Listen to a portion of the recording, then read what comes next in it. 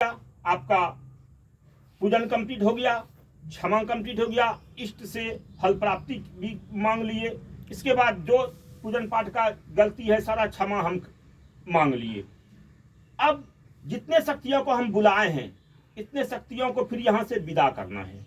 विदा करने के लिए क्या करना पड़ेगा आपको, थोड़ा सा हाथ में जल लीजिए और फिर से बोलिए, हे गुरुदेव, हे गणेश जी महाराज, हे इष्ट देव, हे कुलदेव, हे सही पितरदेव, हे स्थान देव, या जितने शक्तियों का आप पूजन किए हैं सबका नाम लीजिए और बोलिए कि आज के पूजन पाठ में मैंने जैसे भी जिस भी तरह से पूजन पाठ किया इसमें सारे गलतियों को क्षमा करते हुए हमें हर प्रकार से आशीर्वाद प्रदान करते हुए आप सभी आज के दिन अपने अपने निज धाम को जाएं।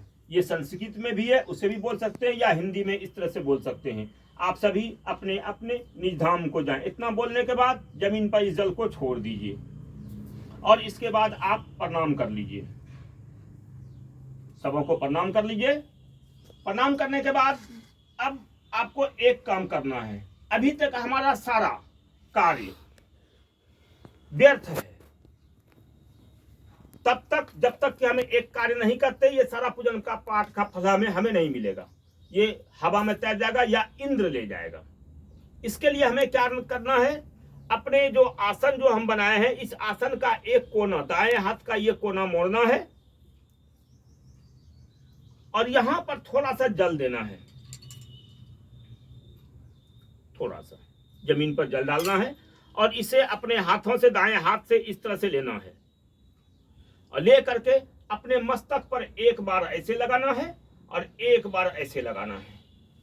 ये दो बार लगाने के बाद अब हम जो भी सारा पूजन पाठ किए, ये सारा पूजन पाठ का फल इंद्र नहीं ले जाएगा, हमारे खाते में जुड़ेगा, हमें मिलेगा और जो हम मांगे हैं वो उस तरह से हमें फल मिलेगा। ये कंप्लीट हो गया। अब आप फिर यहाँ से प्रणाम करके आप उठ सकते हैं, आसन छोड़ सकते हैं। आपका ये दैनिक पंचोपचार पूजन आपका समाप्त हुआ। यहाँ से आप उठिए।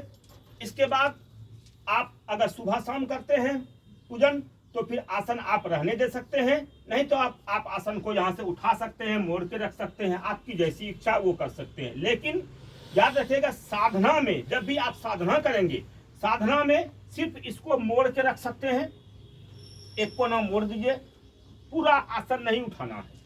जितने दिन तक का साधना रहेगा, 3 दिन, 7 दिन, 11 दिन, 21 दिन, उतने दिन तक साधना में आपको ये उठाना नहीं है। आसन जैसे है वैसे रखना है, खाली मोड़ देना है।